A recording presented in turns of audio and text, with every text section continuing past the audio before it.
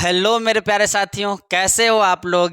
मैं आप सभी का अपने YouTube चैनल उद्देश्य मंत्रा में स्वागत करता हूं। तो कैसे हैं मेरे भाई लोग। मुझे उम्मीद है कि मस्त होंगे, ज़बरदस्त होंगे। तो ऐसे ही मस्त रहिए, ज़बरदस्त रहिए। ईश्वर से हम प्रार्थना करेंगे कि आप लोग हमेशा मस्त रहिए, ज़बरदस्त रहिए।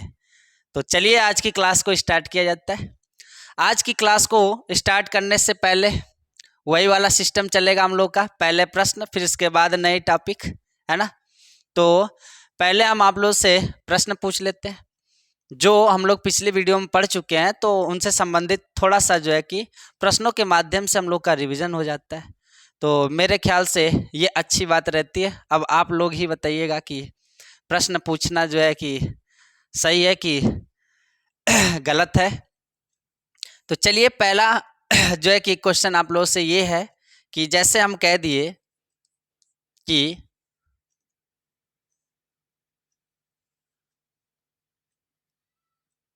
बस फटाफट भर गई, बस फटाफट भर गई। बस फटाफट भर गई, इस वाक्य में कौन सा क्रिया विशेषण है? कौन सा क्रिया विशेषण है? ऑप्शन है आपके पास, ऑप्शन है आपके पास कालवाचक, कालवाचक। ऑप्शन बी रीतिवाचक। Option number C परिमाणवाचक।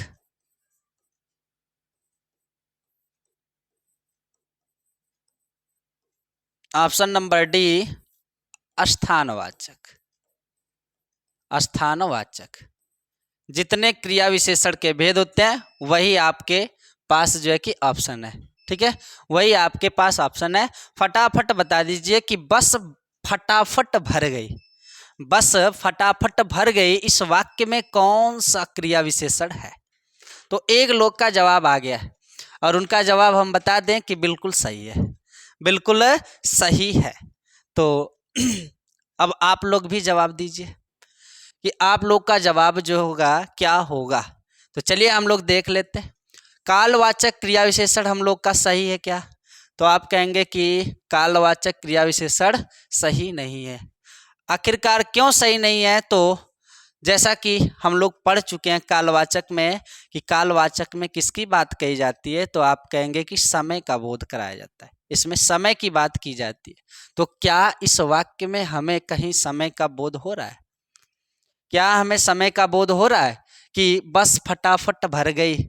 इसमें कहीं कहा गया है कि कल, परसों, आज, तुरंत, या फिर जो है कि रात भर, दिन भर, है ना, महीना, सप्ताह, शताब्दी, वर्ष की बात कही गई है? तो आप कहेंगे नहीं। तो यहाँ पर कालवाचक क्रिया विशेषण होगा? तो नहीं होगा। फिर उसके बाद हम लोग देख लेते हैं परिमाणवाचक। परिमाणवाचक क्रिया विशेषण किसे कहा जाता है? तो आप कहेंगे कि जहाँ पर मात्राओं की बोध होती है या मात्राओं का बोध कराया जाता है या मात्राओं की बात होती है, उसे कहते हैं परिमाणवाचक क्रिया विशेषण। तो क्या यहाँ पर कहीं पर कहा गया है अधिक, अति, पर्याप्त, कम, जरा, थोड़ा, बहुत और जो है कि ज़्यादा, इन शब्दों का प्रयोग किया गया? आप कहेंगे नहीं। तो यहाँ पर परिमाणवाचक क्रिया विशेषण भी हमारा गलत जवाब होगा, है ना। तो स्थानवाचक, स्थानवाचक क्रिया विशेषण होगा क्या? तो आप कहेंगे कि इसमें सस्पेंस है। सस्पेंस नहीं है, क्लियर कर देते हैं कि स्थानवाचक क्रिया विशेषण भी नहीं होगा। क्यों नहीं होगा? तो इसका भी रीजन है कि स्थानवाचक क्रिया विशेषण को हम लोग पढ़े थे, तो उसमें हम लोग दो चीज़ों को पढ़े थे। एक जो है कि स्थान का बोध कराता है और एक दिशा का भी बोध होता है स्थानवाचक क्रिया विशेषण में, है ना। तो यहाँ पर जो है कि कहीं भी दिशा की बात नहीं की गई है, नहीं कहीं जो है स्थान की बात कही गई। तो यानी हमारा यहाँ पर स्थानवाचक क्रिया विशेषण भी गलत जवाब होगा। बचा क्या? तो आप कहेंगे कि रीतिवाचक क्रिया विशेषण। तो रीतिवाचक क्रिया विशेषण हमारा जो है सही आंसर होगा, सही आंसर होगा। क्यों? तो रीतिवाचक क्रिया विशेषण का मतलब क्या होता है कि जहाँ पर क्रिया के होने का ढंग का पता चलता है या तरीका का पता चलता है, वहां पर रीतिवाचक क्रिया विशेषण होता है। तो यहाँ पर बस फटाफट भर गई। तो जो क्रिया होने का तरीका था, जो ढंग था, वो कैसा था भैया? फटाफट, है ना। इस वाक्य में यदि आपसे पूछा जाए, इस वाक्य में यदि आपसे पूछा जाए कि जो शब्द है, यानी क्रिया विशेषण का जो शब्द है वो कौन सा शब्द है, ठीक है, वो कौन सा शब्द है, कि मतलब रीतिवाचक क्रिया विशेषण का वह कौन सा शब्द है जो उसको प्रदर्शित कर रहा है, तो आप कहेंगे कि फटाफट शब्द है। फटाफट शब्द ही ऐसा शब्द है जो रीतिवाचक क्रिया विशेषण का बोध कराता है। तो चलिए नेक्स्ट क्वेश्चन को देख लेते हैं। नेक्स्ट क्वेश्चन हम लोग का रहने वाला है कि जैसे हम कह दें कि मीरा कम पढ़ती है। मीरा कम पढ़ती है। मीरा कम पढ़ती है, इस वाक्य में कौन सा विशेषण है? इस वाक्य में कौन सा विशेषण है? तो यही आपके पास चार ऑप्शन रहेंगे, यही आपके पास चार ऑप्शन रहेंगे। तो चलिए मिटा देते हैं, फटाफट आप लोग अपना जवाब दीजिए। तो चलिए देख लेते हैं। अब तक तो आपका जवाब आ जाने चाहिए, क्योंकि बहुत ही सिंपल सा वाक्य था कि मीरा कम पढ़ती है, किसका बोध कराया जा रहा है। तो फिर जो है कि एक लोग का जवाब आया, बिल्कुल सही है उनका। अब आप लोग बताइए कि मतलब जो है कि इस वाक्य में कौन सा क्रिया विशेषण होगा। तो चलिए देख लेते हैं कि मीरा कम पढ़ती है, इसमें किसका बोध कराया जा रहा है? इसमें किसका बोध कराया जा रहा है? इन चारों शब्दों को ध्यान से देखकर इनके शाब्दिक अर्थों को निकाल कर बता सकते हैं कि इसमें किसका बोध कराया जा रहा है। तो इसमें जो बोध कराया जा रहा है मात्रा का, या तो ज्यादा आदमी पढ़ता है या तो कम पढ़ता है कि नहीं। तो यहाँ पर मात्रा का बोध कराया जा रहा है। तो इन चारों में से फटाफट बता दीजिएगा कि किस क्रिया विशेषण में मात्रा का बोध कराया जाता है। तो आप कहेंगे कि मात्रा का बोध कराया जाता है कालवाचक में समय का, रीतिवाचक में ढंग का, और स्थानवाचक में स्थान एवं दिशा का बोध कराया जाता है मात्रा का परिमाणवाचक क्रिया विशेषण। तो यानी हमारा यहाँ पर सही वाक्य जो होगा, सही आंसर जो होगा कौन सा होगा? परिमाणवाचक क्रिया विशेषण। बताइए बात समझ में आई कि नहीं। तो चलिए अब जो है कि आज की क्लास को स्टार्ट किया जाता है। आज की क्लास में हम लोग पढ़ने वाले हैं, पिछली वीडियो में हम लोग क्या क्या पढ़े थे, थोड़ी सी जो है ओरल के हिसाब से हम लोग देख लेते हैं। पिछली वीडियो में हम लोग अविकारी शब्द के भेद, अविकारी शब्द के भेद कितने होते हैं? तो आप कहेंगे 4 होते हैं। अविकारी, अविकारी शब्द के भेद कहेंगे 4 होते हैं। कौन कौन से होते हैं? तो क्रिया विशेषण,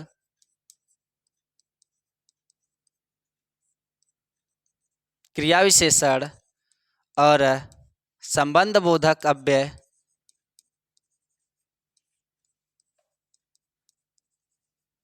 संबंध बोधक अव्यय, और तीसरा होता है समुच्चय बोधक अव्यय,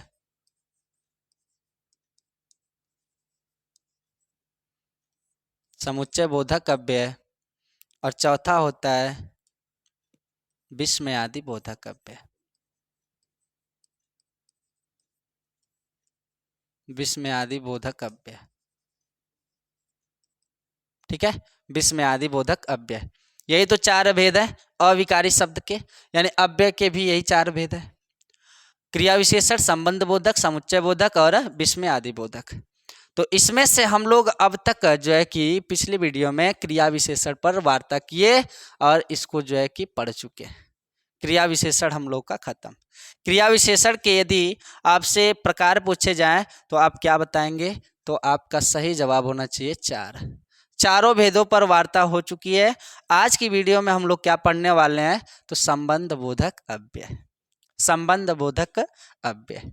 तो चलिए हेडिंग डाल लीजिएगा, संबंध बोधक अव्यय। संबंध बोधक अव्यय और समुच्चय बोधक अव्यय को थोड़ा ध्यान से पढ़िएगा, क्योंकि कन्फ्यूजन बना रहता है, वाक्यों को दे दिया जाता है तो जो है कि विद्यार्थी परेशान हो जाते हैं। संबंध बोधक अव्यय, संबंध बोधक अव्यय किसे कहा जाएगा?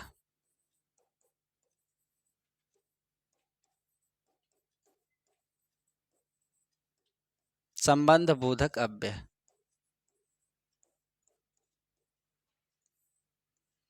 यदि संबंध बोधक अव्यय की बात की जाए तो आपका सही आंसर सही आंसर क्या, इसकी परिभाषा क्या होनी चाहिए? तो संबंध का मतलब ही होता है संबंध बताना या संबंध जोड़ना, है ना। तो कहीं न कहीं इसकी परिभाषा क्या होगी? तो आप एक लाइन में सिंपल परिभाषा ये भी बता सकते हैं कि ऐसे अव्यय शब्द जो संबंध का बोध कराते हैं, ऐसे अव्यय शब्द जो संबंध का बोध कराते हैं, लेकिन बात आती है किसमें संबंध का बोध कराते हैं? तो ऐसे अव्यय शब्द जो संज्ञा या सर्वनामों के बीच संबंध का बोध कराते हैं, उन्हें संबंध बोधक अव्यय कहा जाता है। ठीक है, तो चलिए इसकी जो है कि परिभाषा लिख लेते हैं हम लोग। इसकी परिभाषा थोड़ा ध्यान से लिखिएगा, और क्योंकि परिभाषा के अनुसार ही इसके उदाहरण होंगे। ठीक है, तो हम क्या बोल रहे हैं परिभाषा कि ऐसे अव्यय शब्द, ऐसे अव्यय शब्द, ऐसे अव्यय शब्द जो संज्ञा या सर्वनामों, संज्ञा या सर्वनामों, संज्ञा या सर्वनामों, संज्ञा या सर्वनामों के मध्य, संज्ञा या सर्वनामों के मध्य मध्य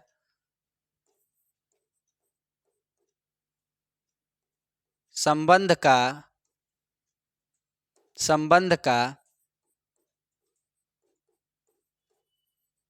संबंध का बोध कराते हैं,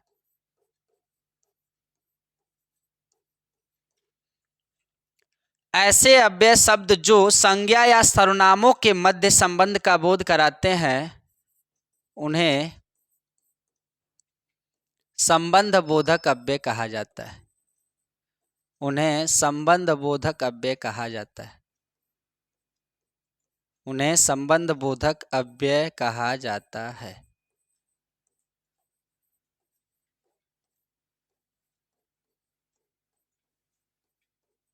संबंध बोधक अव्यय कहा जाता है।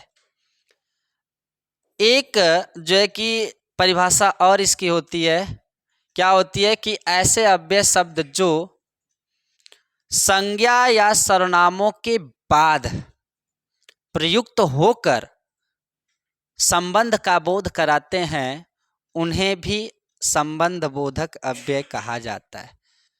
तो मैं तो कहूँगा कि उस परिभाषा को भी आप लोग लिख लीजिएगा।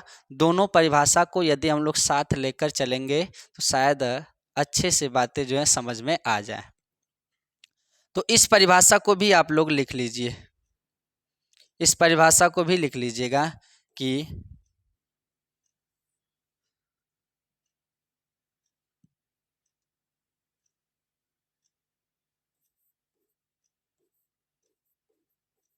ऐसे अव्यय शब्द, ऐसे अव्यय शब्द जो संज्ञा या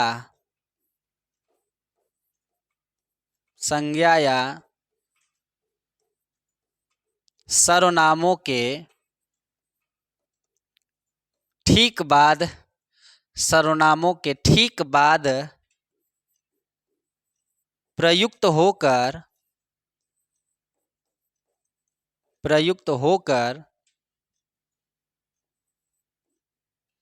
वाक्य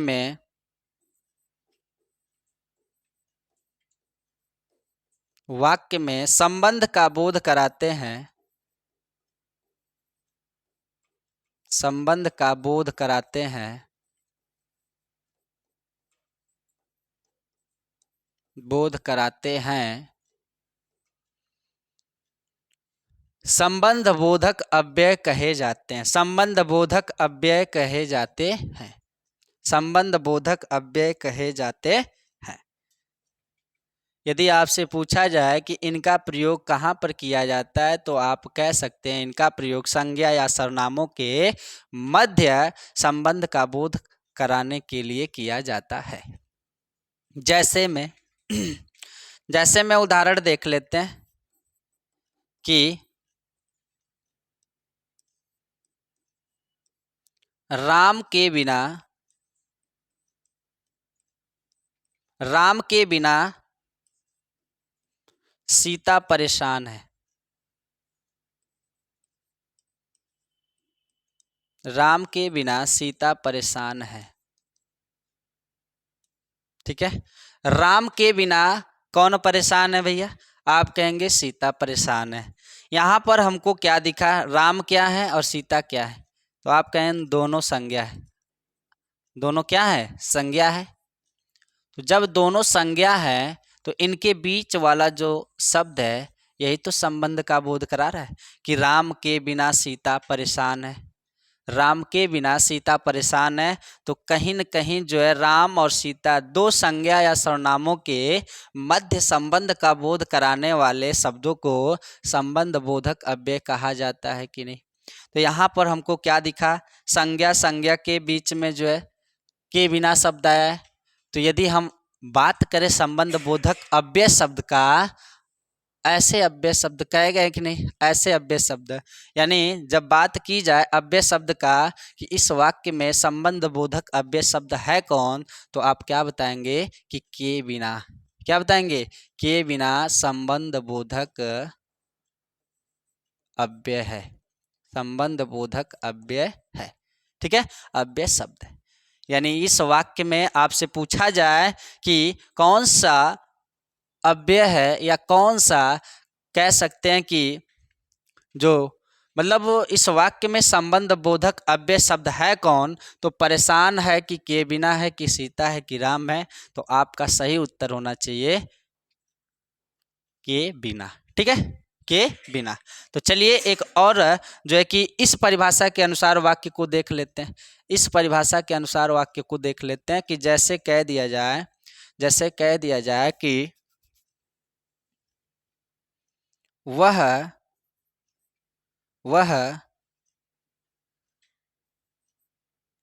विद्यालय तक गया। वह विद्यालय तक गया।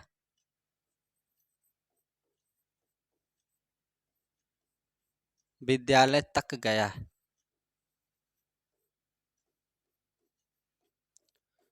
वह विद्यालय तक गया। अब बताइएगा कि वह विद्यालय तक गया था भी कर लेंगे तभी चलेगा, वह विद्यालय तक गया है कर लेंगे तब भी चलेगा। जैसे में यदि कह दिया जाए कि वह विद्यालय तक गया था, है ना?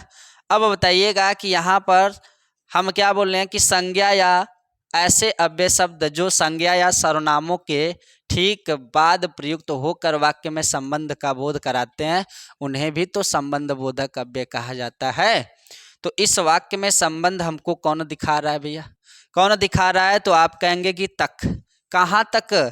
कहाँ तक? वह विद्यालय तक गया था।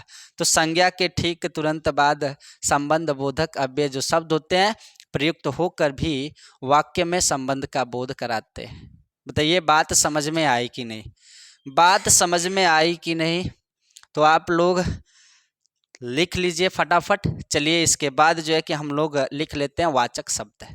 संबंध बोधक अव्यय शब्द भी जो होते हैं, यानी जैसे यहाँ पर हमको तक मिला, यहाँ पर के बिना मिला, यानी संबंध बोधक अव्यय के भी वाचक शब्द होते हैं। चलिए उनको भी फटाफट लिख लिया जाता है।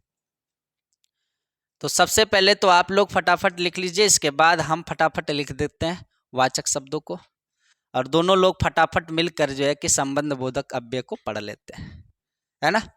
तो चलिए हेडिंग डालिएगा वाचक शब्द।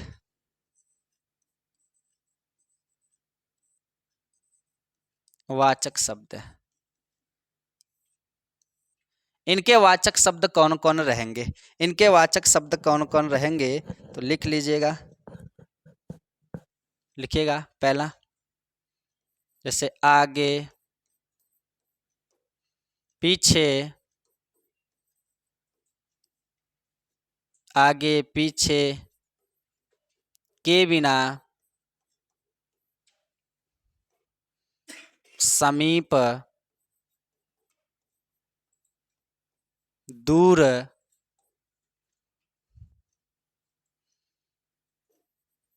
के सहारे,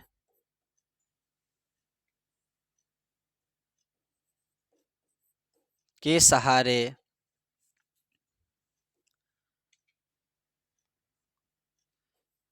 की अपेक्षा, ठीक है। आगे पीछे, के बिना, समीप, दूर, तक, ठीक है। तक, भर, तक, भर। इसके बाद लिख लीजिएगा सहित, मारे चलते,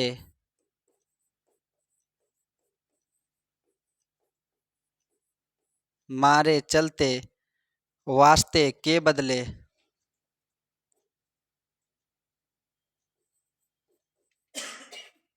वास्ते, के बदले, ठीक है। के बदले। फिर इसके बाद लिख लीजिएगा इधर, पास,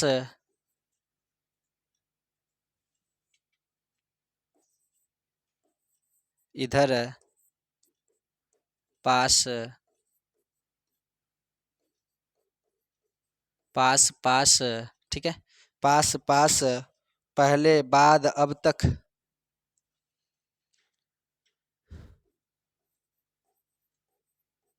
पहले, बाद, अब तक, ठीक है।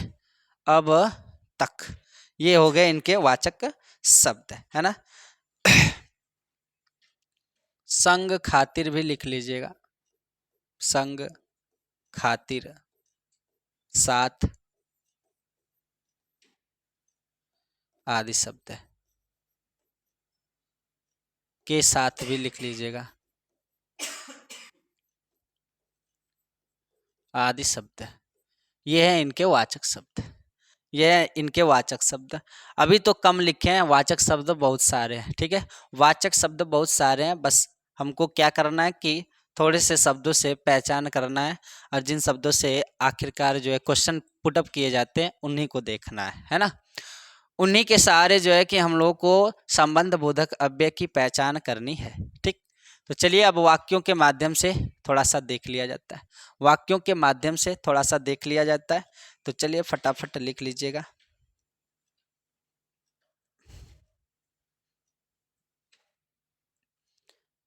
चलिए देख लेते हैं अब।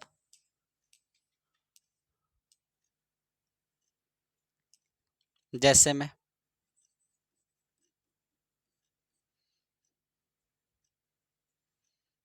जैसे मैं मैं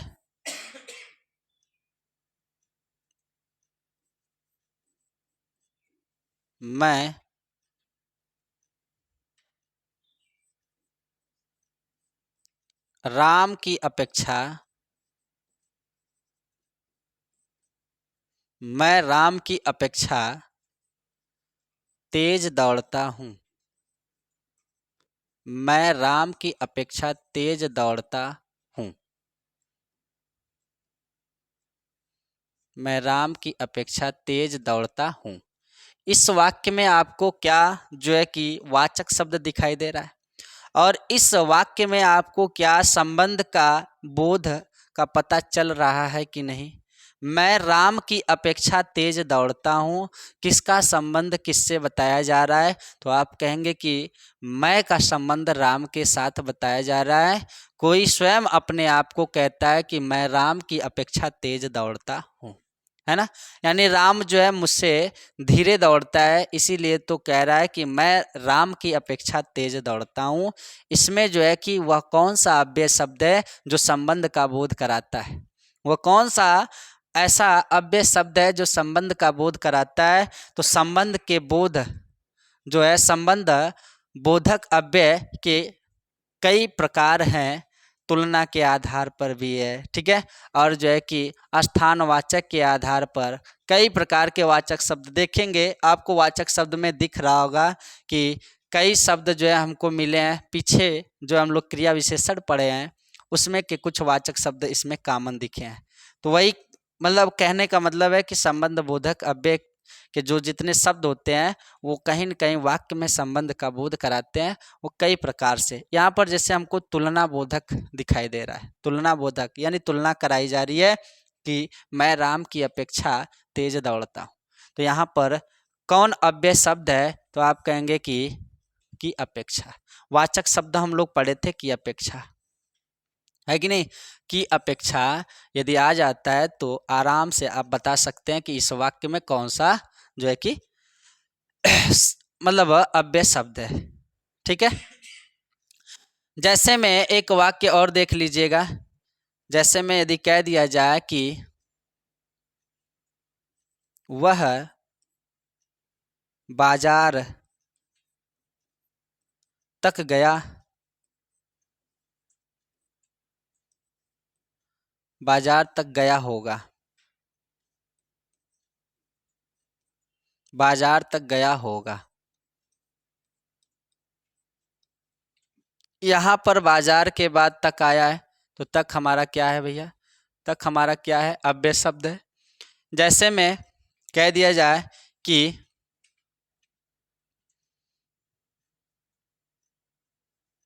मोहन के साथ, मोहन के साथ राम जाएगा या गया है।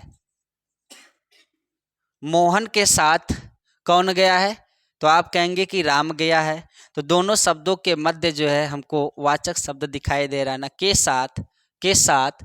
तो कहीं न कहीं जो है कि वाचक शब्द किस अव्यय का बोध करा रहे हैं, तो आप कहेंगे कि संबंध बोधक अव्यय का बोध करा रहे हैं। जैसे एक और उदाहरण लिख लीजिएगा कि मनुष्य पानी के बिना, मनुष्य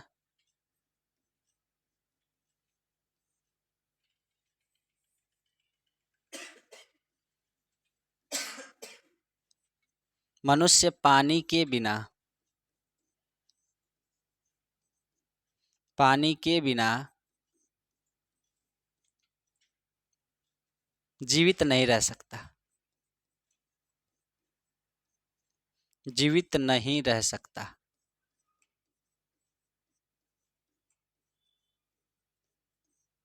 जीवित नहीं रह सकता। मनुष्य पानी के बिना जीवित नहीं रह सकता। इस वाक्य में अव्यय पद बताइए, अव्यय शब्द बताइए, तो आप कहेंगे के बिना शब्द, के बिना शब्द। के बिना शब्द है कि नहीं वाचक शब्द में, चलिए देख लेते हैं एक बार। के बिना शब्द है, के बिना शब्द है।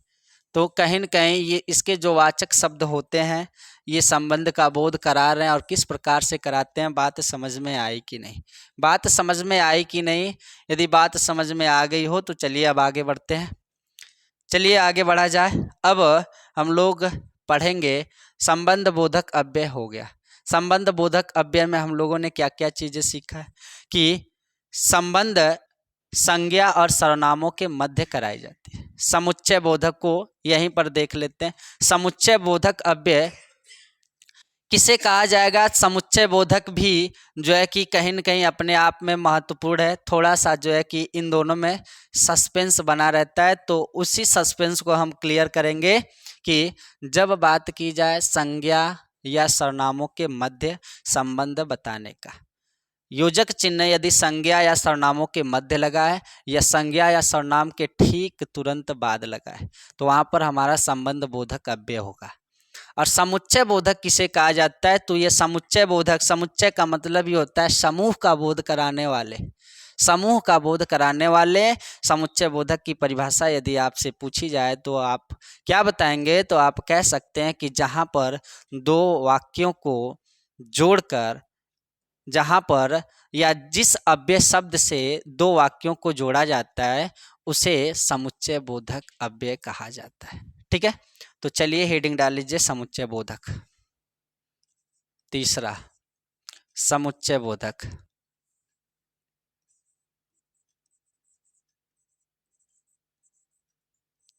समुच्चय बोधक अव्यय। समुच्चय बोधक अव्यय।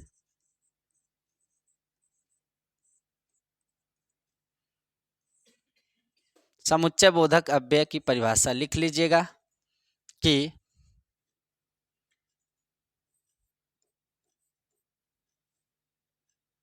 दो या दो से अधिक, दो या दो से अधिक,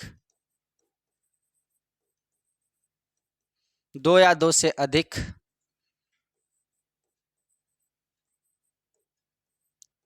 वाक्यों या उपवाक्यों को मिलाने वाले, दो या दो से अधिक वाक्यों या उपवाक्यों को मिलाने वाले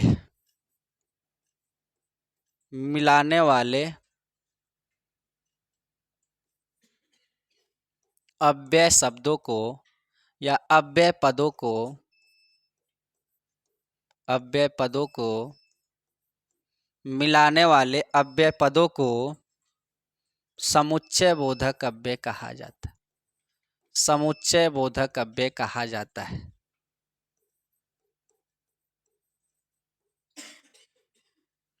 समुच्चय बोधक अव्यय कहा जाता है।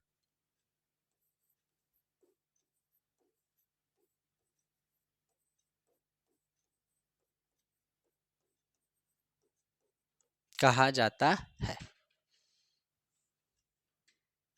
जैसे में समझिएगा कि हमने बोला है कि दो या दो से अधिक वाक्यों या उपवाक्यों को मिलाने वाले शब्दों को या वाक्यों या उपवाक्यों को मिलाने वाले अव्यय पदों को क्या कहा जाता है? समुच्चय बोधक। तो ध्यान दीजिएगा कि जैसे एक उपवाक्य, दो या दो से अधिक बोला गया, दूसरा उपवाक्य बराबर एक वाक्य, एक वाक्य। ठीक है। इसमें यदि हम लोग ध्यान दें कि हम बीच में जो है कि योग का निशान लगाएं, योग का चिन्ह लगाएं, तो हमको पहचानना क्या है? समुच्चय बोधक अव्यय किसे कहा जाता है? समुच्चय बोधक अव्यय किसे कहा जाता है? तो एक वाक्य का निर्माण जो होता है कहीं न कहीं जो है कि शब्दों के सार्थक समूह से एक वाक्य का निर्माण हो जाता है। वाक्य के यदि प्रकार पूछे जाएं तो तीन होते हैं। एक होता है सरल वाक्य, एक होता है संयुक्त वाक्य, एक होता है मिश्रित वाक्य। यहाँ पर हमने बोला क्या है कि बीच में हमने योग का निशान लगा दिया। तो योग का निशान किस वाक्य को प्रदर्शित करता है? तो संयुक्त वाक्य को, संयुक्त वाक्य को प्रदर्शित करता है। लेकिन हमको पढ़ना है यहाँ पर समुच्चय बोधक। समुच्चय बोधक, समुच्चय बोधक की परिभाषा हम लोग क्या पढ़े हैं कि दो या दो से अधिक वाक्यों या उपवाक्यों को मिलाने वाले अव्यय पदों को समुच्चय बोधक कहा जाता है ना। तो समुच्चय बोधक कहा जाता है। तो समुच्चय बोधक अव्यय पद कब कहलाएगा? जब एक उपवाक्य और दूसरे उपवाक्य को जो जोड़ने का कार्य कर रहा है, जो जोड़ने का कार्य कर रहा है, इसे कहा जाएगा समुच्चय बोधक अव्यय। समुच्चय बोधक अव्यय। ठीक है, इसे कहा जाएगा समुच्चय बोधक अव्यय, जो दोनों वाक्यों या उपवाक्यों को जोड़ने का कार्य कर रहा है। ठीक है। यहाँ पर कहीं संज्ञा या सर्वनाम की बात कही गई है तो आप कहेंगे कि नहीं। तो जब संज्ञा या सर्वनाम की बात नहीं कहा जाए, जब वाक्यों या उपवाक्यों की बात की जाए तो वहाँ पर समुच्चय बोधक, और जहाँ पर संज्ञा या सर्वनामों के बीच संबंध का बोध कराया जाए वहाँ पर संबंध बोधक अव्यय होता है। बताइए बातें जो हैं कि क्लियर हुई कि नहीं? जैसे इसके उदाहरण को देख लेते हैं हम लोग, इसके उदाहरण को देख लेते हैं। इसके उदाहरण कौन कौन से आ सकते हैं? जैसे हम कह दिए कि राम पढ़ता है लेकिन राम पढ़ता है लेकिन सीता सोती है। राम पढ़ता है लेकिन सीता सोती है। यहाँ पर बताइए कि दो वाक्य दिख रहे हैं कि नहीं, स्वतंत्र वाक्य दिख रहे हैं कि नहीं। राम सोता है, राम पढ़ता है और सीता सोती है। दो उपवाक्य दिख रहे हैं कि नहीं, आप कहेंगे कि हाँ दिख रहे हैं। इनके बीच जो है कि इनको जोड़ने का कार्य कौन कर रहा है, तो आप कहेंगे कि लेकिन शब्द कर रहा है। कौन शब्द कर रहा है, लेकिन शब्द कर रहा है। तो हमें चाहिए क्या, समुच्चय बोधक अव्यय पद। समुच्चय बोधक अव्यय पद किसे कहा जाएगा, आप कहेंगे कि लेकिन है। तो यदि ऐसे वाक्य दे दिया जाए और आपसे पूछ लिया जाए कि इन वाक्यों में जो है कौन सा अव्यय है, तो आप क्या बताएंगे, संबंध बोधक की समुच्चय बोधक, संबंध बोधक की समुच्चय बोधक। तो आपका सही जवाब होना चाहिए समुच्चय बोधक अव्यय होगा। बताइए, बात क्लियर हुई। चलिए इसके फटाफट वाचक शब्दों को लिख लेते हैं। वाचक शब्द लिख लीजिएगा इसके।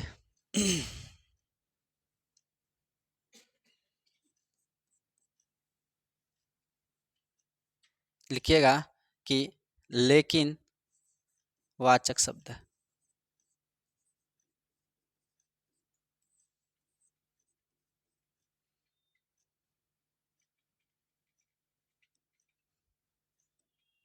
वाचक शब्द लिख लीजिएगा, लेकिन, परंतु, लेकिन परंतु, किंतु, लेकिन परंतु किंतु, बल्कि। ठीक है, लेकिन परंतु किंतु, या अथवा तथा, या अथवा तथा, एवं, व। ठीक है, व। इसके बाद लिख लीजिएगा जैसे, यदि, तो। ठीक है, यदि, तो, ये भी आ जाएंगे आपके। और आ जाएंगे ताकि, कि, क्योंकि, कि, क्योंकि,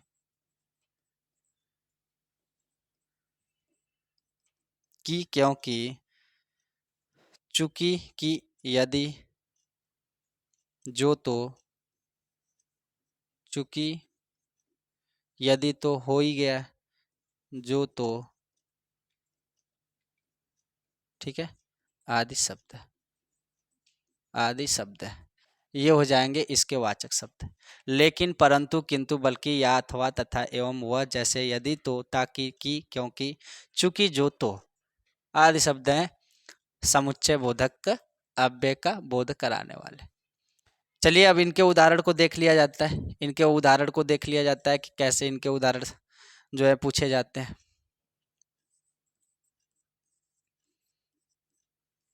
इनके उदाहरण को लिख लिया जाए जैसे, यदि, यदि वह आए, यदि वह आए तो मैं जाऊं, यदि वह आए तो मैं जाऊं। अब बताइएगा, यदि वह आए तो मैं जाऊं,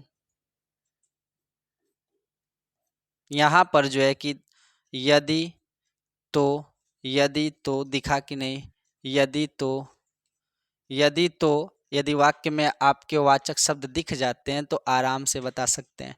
यदि वह आए तो मैं जाऊं, यदि वह आए तो मैं जाऊं। दो उपवाक्यों को जोड़ने का भी कार्य किया जा रहा है।